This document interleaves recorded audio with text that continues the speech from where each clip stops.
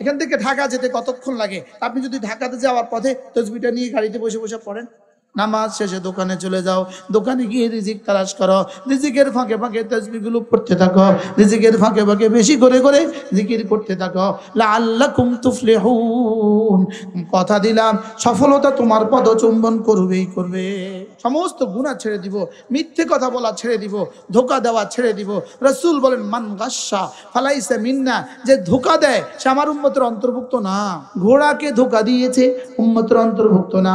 আর মুসলমানকে ধোঁকা দিলে কেমন হয়? সত্যবাদী ব্যবসায়ী নবীদের সাথে হাসর হবে। বলেন হারাম, বলেন হারাম মাল 40 বছরও টিকে না, হালাল মাল 400 বছরও শেষ হয় না।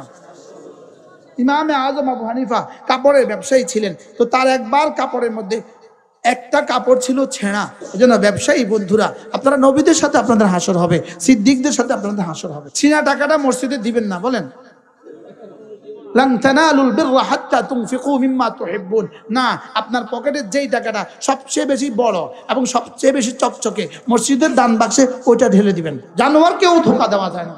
মারা কি বলে? খাও খাও বিড়াল আসবে, খাও খাও বিড়াল আসবে, এটা বলে হারাম। চই চই চই চই তই তই তই তই, এটা বলে হাঁস ছুটে আসে, মনে করে খাবার আছে, দইরা খড়ে ঢুকায়, হারাম। রাসূল করিম সাল্লাল্লাহু তাআলা আলাইহি ওয়াসাল্লাম ইরশাদ করেন, কোন মানুষ যদি 10 বার সূরা ইখলাস পড়ে, আল্লাহ তাআলা জান্নাতে তার জন্য একটা বাড়ি বানাবে। এই কথা বলার পরে রাসূল বললেন 20 বার পড়লে 2টো ঘর, 30 বার পড়লে 3টা ঘর, 40 বার পড়লে 4টা ঘর। হযরত ওমর এটা শুনে বললেন ইদান নাস্তাকসিরু ইয়া রাসূলুল্লাহ, আমি তাইলে অনেকগুলো বানাবো। তা আল্লাহ নবী বললেন ওমর আল্লাহু আতিয়াবু আকসার, তুমি পড়তে পড়তে একসময় ক্লান্ত হবা, রব দিতে দিতে কখনো ক্লান্ত হবে না। 10 বার পড়তে লাগে সর্বোচ্চ, আমার লাগে 2 মিনিট, আপনাদের লাগবে 6 মিনিট।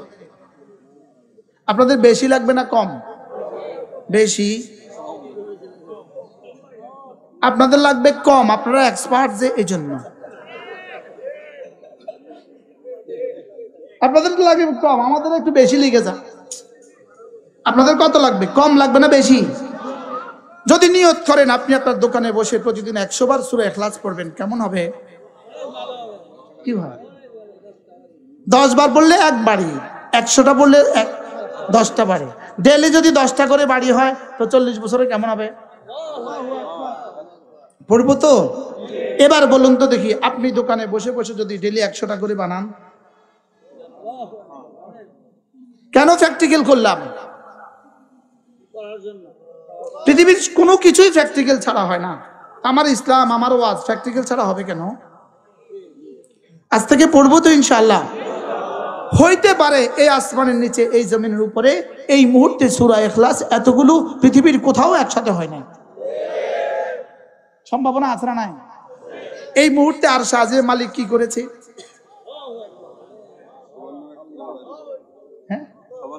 সবার নামে একটা একটা বাড়ি, আর আপনাদের সভাপতির নামে সবগুলো বাড়ির সমন্বয় তার নামে। কারণ আমারে যা আবার কয়েছে হুজুর আবার ওয়াজ করে, শুধু 10 বার একটা বাড়ি, টাইম 2 মিনিট। টাইম কয় মিনিট? আজ থেকে করবো তো ইনশাআল্লাহ। নিয়ত পাক্কা। কে কয়টা বানাবেন নিয়ত করেন? কে কয়টা? না আনলিমিটেড পারবেন না, আনলিমিটেড ইনশাআল্লাহ।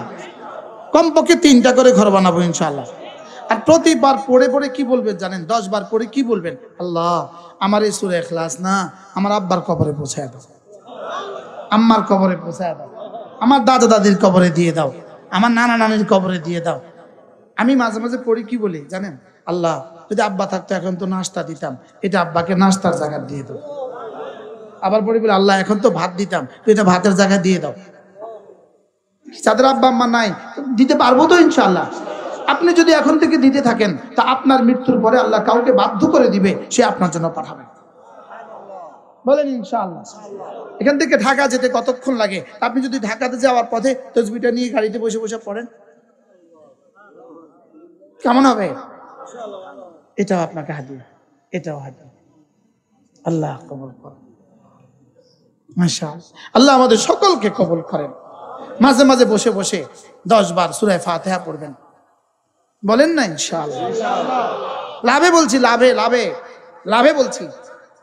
হ্যাঁ, মাঝে মাঝে বসে বসে পড়তে থাকবেন সুবহানাল্লাহ সুবহানাল্লাহ সুবহানাল্লাহ সুবহানাল্লাহ সুবহানাল্লাহ আলহামদুলিল্লাহ আল্লাহু আকবার আল্লাহু আকবার আল্লাহু আকবার আল্লাহু আকবার।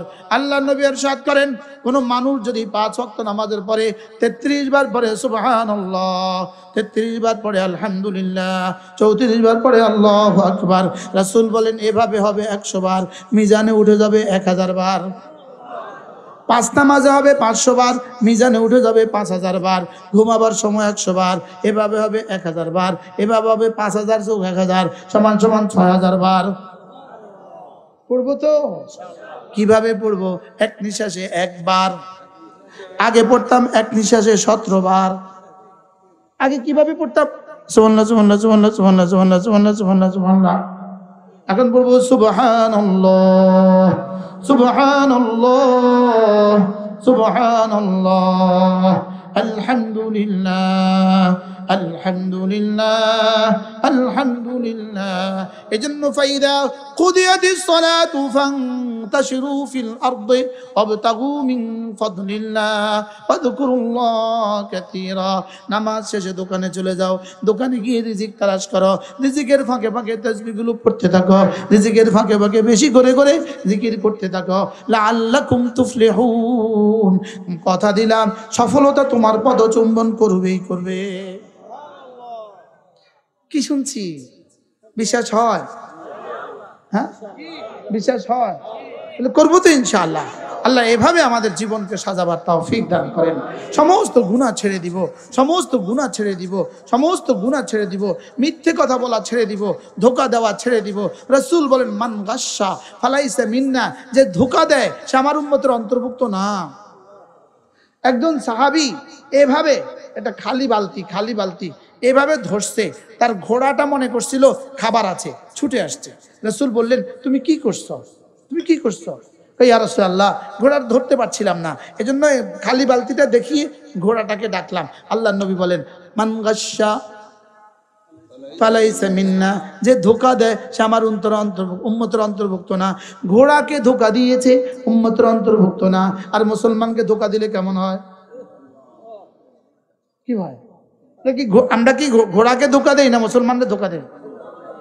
কি হয়? এই জন্য আমাদের মার্কেটে ইনশাআল্লাহ আমরা হব ধোঁকা মুক্ত ব্যবসায়ী, মিথ্যা মুক্ত ব্যবসায়ী।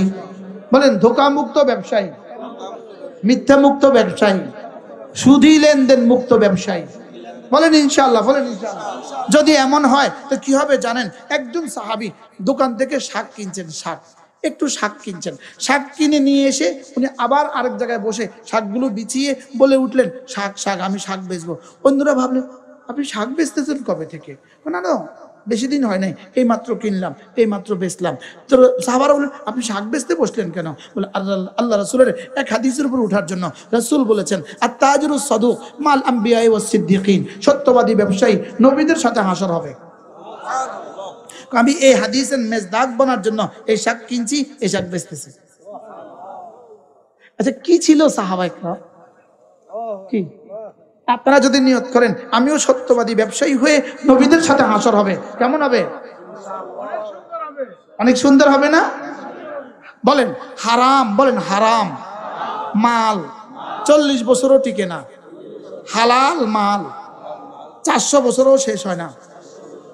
ইমামে আজম আবু হানিফা কাপড়ের ব্যবসায়ী ছিলেন, তো তার একবার কাপড়ের মধ্যে একটা কাপড় ছিল ছেঁড়া, একটা কাপড় ছিল কি ছেঁড়া। তো তিনি বললেন তার কর্মচারীকে বিক্রির সময় এই ছেঁড়া কাপড়টা দেখিয়ে দিবা, এটা বলবা এটা ছেঁড়া, এটা বলবা এটা কি ছেঁড়া, এটা দেখিয়ে বিক্রি করবা, যদি নেয় তো ভালো, ছেঁড়া কাপড় তো নিতে পারে, পারে না? পারে না। কর্মচারী ভুলে গেছে, কাপড়ের গাইডটা বিক্রি করে দিছে। কি ছাড়া? ছেঁড়া দেখানো ছাড়া। এবার ইমাম আজম আবু হানিফা রাহিমাহুল্লাহ দোকানে এসে বললেন বিক্রি হয়ে গেছে? জি বিক্রি হয়ে গেছে। তো দোকানদারকে কি দেখিয়ে দিয়েছ, ক্রেতাকে কি দেখিয়ে দিয়েছ? বলি হযরত ভুলে গেছি। হযরত বলেন আজকের বেচা কিনা কত হয়েছে? কত? হাতে নিছে, বলে সব সাদাকা করে দাও। সুবহানাল্লাহ বলেন। উলাইকা আবাই ফাজিনি বিমিসলিহিম, ইনারা ছিল আমাদের জন্য আদর্শ, এনারা ছিল আমাদের জন্য কি বলেন। এই জন্য ব্যবসায়ী বন্ধুরা, আপনারা নবীদের সাথে আপনাদের হাসর হবে, সিদ্দিকদের সাথে আপনাদের হাসর হবে। ছিঁড়া টাকাটা ভেতরে ঢুকায় দিবেন না। হাও করো নাও করো, কি বলছি বলেন। ছিঁড়া টাকাটা কি করবেন না বলেন। আল্লাহ, ছিঁড়া টাকাটা মসজিদে দিবেন না বলেন। লান তানালুল বিররা হাত্তা তুনফিকু মিম্মা তুহিব্বুন, না, আপনার পকেটের যেই টাকাটা সবচেয়ে বেশি বড় এবং সবচেয়ে বেশি চকচকে মসজিদের দান বাক্সে ওইটা ঢেলে দিবেন। সুবহানাল্লাহ বলবেন না। কখনোই ছেঁড়া টাকা মসজিদের দান বাক্সে দিবেন না। হুজুর, আমার মসজিদে ছেঁড়া টাকার বস্তা হয়ে গেছে। ছেঁড়া টাকা মসজিদে কখনোই দিবেন না আপনি, কারণ ছেঁড়া টাকা আপনি মসজিদে দেওয়া মানে আল্লাহর সাথে বেয়াদবি করা। মসজিদের বক্স যখন আপনার কাছে যায় তখন বক্স কি বলে জানেন? এই শুনো, চুপ চুপ আমার মধ্যে একটু রেখে দাও, আমি না হাসরের ময়দানে তোমার কথা রবকে বলে দিব। এখন যদি ছেঁড়া টাকা দিলেন তো টাকা কি বলবে? আল্লাহ, ও আপনাদের ছেঁড়া টাকা দিছে। বক্সে কি বলবে? নিয়ত করেন জীবনে কখনোই ছেঁড়া টাকা দিবেন না, বলেন বলেন ইনশাআল্লাহ, বলেন ইনশাআল্লাহ। আল্লাহ, কি ওয়াজ হইল আজকে, হ্যাঁ ইনশাআল্লাহ। আল্লাহ আমাদের সকলকে তৌফিক দান করেন। ছেঁড়া কাপড় দেখিয়ে দিবেন তো ইনশাআল্লাহ। নিয়ত করেন আজ থেকে আর ধোকা দিব না ইনশাআল্লাহ।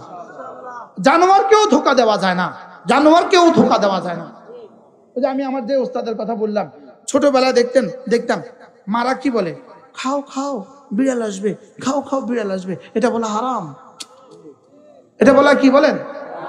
হাঁস, আমাদের দেশে কিন্তু হাঁস ধরে, হাঁস বিকেল বেলা হাঁস খড়ে ঢুকতে কি করে, এই ছই ছই ছই ছই তৈ তৈ তৈ তৈ, এটা বলে হাঁস ছুটে আসে, মনে করে খাবার আছে, দইটা খড়ে ঢুকায়। হারাম। কার সাথে ধোকা দিলেন? জানোয়ারের সাথে ধোকা দিলেন। আল্লাহ আমাদেরকে ধোকা থেকে বাঁচার তৌফিক দান করেন, মিথ্যা থেকে বাঁচার তৌফিক দান করেন। হারাম 40 বছরও টিকে না, হালাল 400 বছরও শেষ হয় না। সুবহানাল্লাহ বলবেন না। 16 বছর পরে ভেঙে গেল কেন?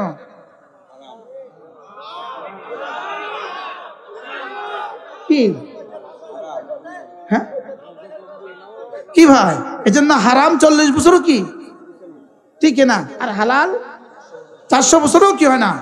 আল্লাহ আমাদের সবাইকে সত্যবাদী ব্যবসায়ী বানিয়ে দেন ইনশাআল্লাহ। নবীদের সাথে হাসর হবে, সিদ্দিকদের সাথে হাসর হবে।